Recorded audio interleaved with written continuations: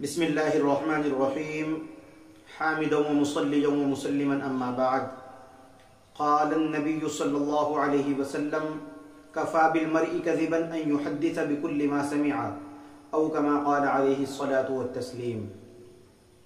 मुहतरम नाज़रीन किराम, कई रोज़ से सोशल मीडिया के ऊपर सहारनपुर में विजयवाड़ा की एक लड़की को कत्ल करने का मामला बहुत ज़्यादा शाये हो रहा है, वायरल हो रहा है। ख़बरों की अगर बात करें तो हमें जो अब तक ख़बरें मौसूल हो रही हैं उनमें तो बहुत ज़्यादा बेबाकी दिखाते हुए खुल्लम खुल्ला ये कहा जा रहा है कि मुफ्ती साहब की बेटी को अगवा किया गया और नकदी और उसके जेवरात को छीन कर जब्त कर कर उसको नदी के अंदर धक्का देकर कत्ल कर दिया गया। एक न्यूज़ चैनल के ऊपर मैंने देखा, बड़ी हिम्मत और जसारत के साथ में उसने अल्फाज का इंतखाब किया उसके एडिटर ने और लिखा कि 2 आलिम गिरफ्तार। बड़ी हैरानी होती है ऐसी चीज़ों को देखकर कि हम ना तो तहकीक करते हैं ना थोड़ी सी रिसर्च करते हैं, बस जैसी खबर आई फौरन शेयर पर शेयर इस काम के अंदर एकदम से मुलव्विस हो जाती है। मैंने खुतबे के अंदर आप हजरात के सामने रसूल कायनात सल्लल्लाहु अलैहि वसल्लम की हदीस पढ़ी जिसमें आकाए ताजदार मदीना सरकार दो आलम सल्लल्लाहु अलैहि वसल्लम इरशाद फरमा रहे हैं कि इंसान के झूठा होने के लिए ये काफ़ी है कि वो सुनी सुनाई बात को आगे शेयर कर दे, तहकीक ना करे, उसकी रिसर्च ना करे, उसके बारे में ना अच्छे तरीके से जानता है, बस आगे शेयर करता जा रहा है। ये झूठा होने के लिए काफ़ी है। आज इस सोशल मीडिया के दौर के अंदर जहाँ बहुत सारी सहूलियात फराहम हो चुकी हैं, वहीं पर हम बहुत सारी ऐसी बातों के मुर्तकिब हो रहे हैं जिनका नहीं होना चाहिए था। हमने तहकीक की है इस वाक़े की, असल मामला क्या है वो आप हजरात के सामने बताने की मैं कोशिश कर रहा हूँ।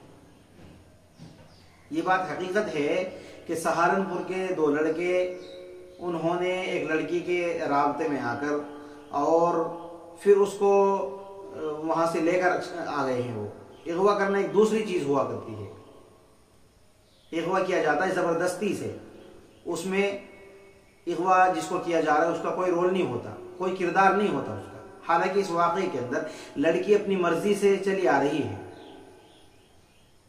विजयवाड़ा की जो न्यूज़ है उसके मुताबिक भी यही बात उन्होंने अच्छे तरीके से बताने की, छापने की कोशिश की है। और मुफ्ती बदर साहब एक सहारनपुर के यूट्यूबर हैं, उन्होंने भी अपने राब्ते से मुफ्ती अब्दुल रहीम साहब कोई वहाँ पर हैं विजयवाड़ा में, हिलाल कमेटी के रुकन हैं, जिम्मेदार हैं, उन्होंने वहाँ उनसे रब्ता किया और रब्ता करने के बाद में सूरत हाल से वाकिफ होने की कोशिश की। बात यही खुलकर सामने आई है। दरअसल बात यह है कि जिसकी लड़की को कत्ल किया गया है ना तो वो मुफ्ती है, आलिम है, और जिन्होंने कत्ल किया है ना ये आलिम है ना ये मुफ्ती है। पहली बात तो यह कि इस खबर के साथ में किसी आलिम का नाम या किसी मुफ्ती का नाम जोड़ा ही ना जाए, बिल्कुल भी।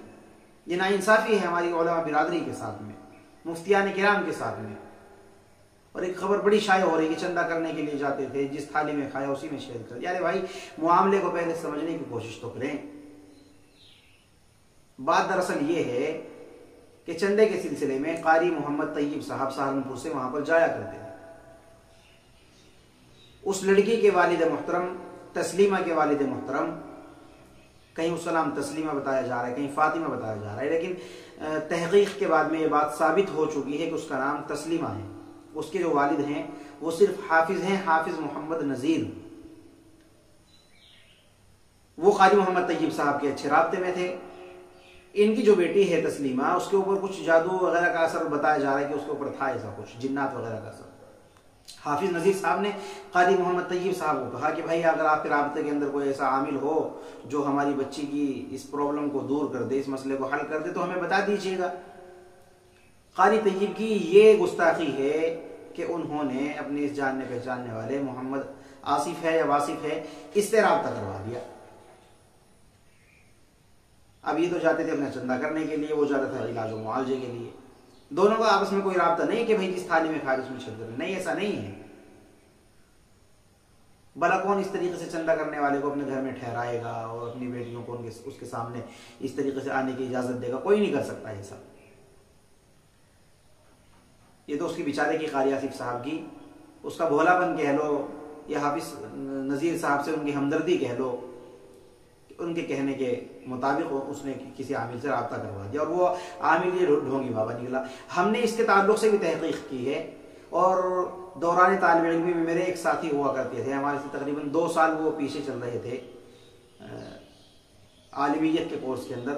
मैं पंजुम में था और वो सोम में थे। मौलाना मोहम्मद नसीम साहब करके उनका नाम है, सहारनपुर के रहने वाले हैं। उनसे मेरी बात हुई, उनके बहुत ज़्यादा ख़ास ताल्लुक़ वाले हैं, ये रिश्तेदार हैं उनके।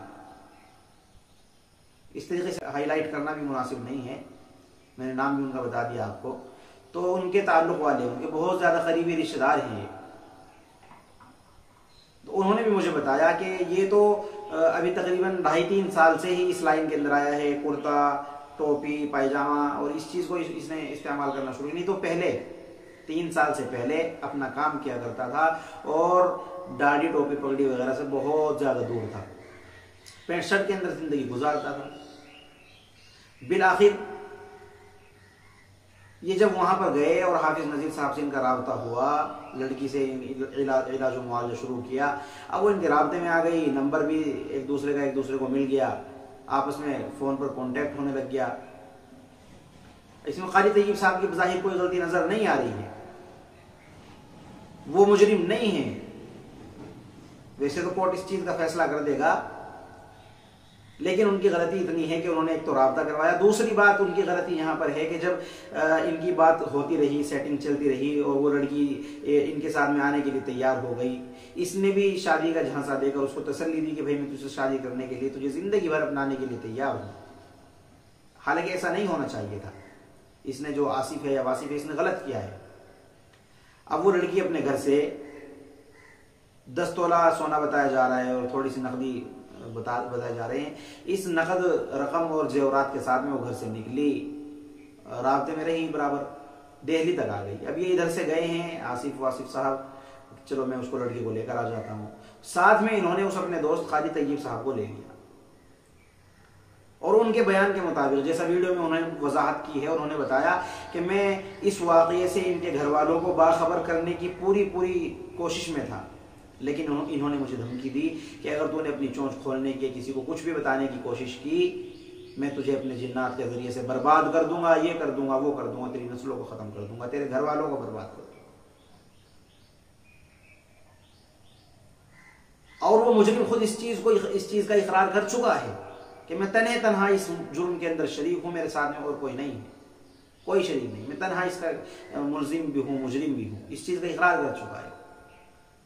लेकिन हमारे बेचारे ना समझ लोग बस ट्रोल किए जा रहे हैं कि मोहतमिम साहब ने ऐसा कर दिया। बड़ी हैरानगी होती है। एक ट्विटर के ऊपर मुझे स्क्रीनशॉट देखने को मिला, उसमें किसी ने लिख रखा है कि जो मोहतमिम अपने बेटे की तरबियत नहीं कर पाया, वो तलबा की क्या तरबियत करेगा। अरे भाई, इसके अंदर बाप का किरदार कहाँ से घुसने की कोशिश कर रहे हैं। ये तो बड़ी नाइंसाफी है उन मोहतमिम साहब के साथ में। बेचारे बेकसूर को इस तरीके से खींचने की कोशिश की। माज़ अल्लाह, अगर इस तरीके के जुर्म को बाप के जिम्मे में ठहराया जा रहा है तो ये तो कहीं ना कहीं उस वाक़े को याद करने की ज़रूरत है। केनान इब्न नूह अलैहिस्सलातु वत्तस्लीम, हज़रत नूह की तरबियत के अंदर क्या कमी रह गई थी। वहाँ तो मामला कुफ्र और ईमान का हो गया था, शिर्क और ईमान का हो गया था, अल्लाह तबारक व तआला की वहदानियत का इनकार कर देने का हो गया था। यहाँ तो सिर्फ एक छोटे से इसके कुफ्र के बाद में एक जुर्म का है, छोटा हो या बड़ा हो, बारकैफ कुफ्र के मुकाबले में तो छोटा ही है। तो बाप को जिम्मेदार न ठहराया जाए मोहतमिम साहब को। अगर हाँ इनकी गलती कहीं ना कहीं मानी जा रही है, कहीं ना कहीं बताई जा रही है, तो याद रखिएगा तस्लीमा के जो वालिद मोहतरम हैं हाफिज नज़ीर साहब, क्या उनकी गलती आपको नज़र नहीं आ रही है। वालिदैन अपनी औलाद को, अपनी बेटियों को बड़े बड़े फ़ोन इस्तेमाल करने के लिए दे रहे हैं और उनकी चेकिंग वगैरह नहीं कर रही है, उनकी तहकीक नहीं कर रही है, उनकी जासूसी नहीं कर रही है। क्या रसूलुल्लाह सल्लल्लाहु अलैहि वसल्लम का फरमान याद नहीं, कुल्लुकुम राइन व कुल्लुकुम मसऊलुन अन रइयतिही।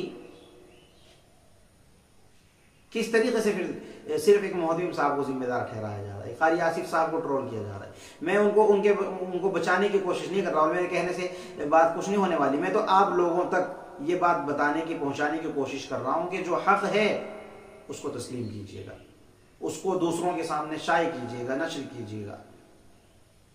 ये ना हो कि सुनी सुनाई बात चली आ गई और कुछ लोग मदरसे की मुखालफत में और उलमा की मुखालफत में इनको उजागर कर रहे हैं, इनको ट्रोल कर रहे हैं, नशर कर रहे हैं इन बातों को, और हम भी बड़े मज़े के साथ में अजी कैसा कर दिया वैसा। याद रखो 2-4 महीने के बाद में या 1-2 साल के बाद में जो इसका नतीजा निकलेगा वो बड़ा संगीन होगा, काबिल रहम होगा। फिर वो उसको देख कर फिर इंसान पछताएगा, मैंने ये क्या कर दिया, काश कि मैं इस खबर को छुपा लेता। मकसद ये है कि किसी भी मदरसे को इस तरीके से टारगेट ना किया जाए कि भाई चंदा करने के लिए जाते थे इनको बंद कर दो। अरे जो गैर मुस्लिम तंजीमें हैं, मुतहर्रिक हैं, जो फ़आल हैं मुस्लिम दुश्मनी के अंदर, वो तो यही चाहती हैं, उनका काम हम खुद आसान कर रहे हैं। बाहर कैफ बात बताने का मकसद ये है कि इस जो वाक़े का जो असल मुजरिम है वो ढोंगी बाबा आसिफ या वासिफ वो है। क़ारी तय्यब साहब ने उसका साथ दिया, उसके जुर्म को उसकी धमकियों के अंदर आकर छुपा लिया या उसका ताल्लुक़ करवा दिया। इन बातों के ऊपर उनको सज़ा मिल जानी चाहिए, मिलनी चाहिए, बिल्कुल मिलनी चाहिए सज़ा। लेकिन ऐसा नहीं कि उनको असल मुजरिम ठहरा दिया जाए, मोहब्बीम साहब को ट्रोल किया जाए, या इसी तरीके से इन क़ारी साहब को क्या नाम उसका बहुत ज़्यादा टारगेट किया जाए, और उसको ढोंगी बाबा को कोई नाम लेने के लिए भी तैयार नहीं हो रहा है उसका। मोहब्बीम साहब इसी चीज़ को खींचा जा रहा है, बगैर तहकीक के किसी भी चीज़ को आगे नशर ना किया जाए। अल्लाह ताला हम तमाम को सही समझकर अमाल सालिहा की तौफीक इनायत फरमाए। और ऐसे जो जराइम हैं, नाजायज़ ताल्लुकात, ये बड़ा ज़बरदस्त मामला है। नाजायज़ ताल्लुकात रिश्तों को भी बर्बाद कर देते, देखो कर दिया इन्होंने यहाँ पर। हालांकि दोनों की शादी है, क़ारी तय्यब की भी शादी हो चुकी है और इस वासिफ आसिफ इसकी भी शादी हो चुकी है,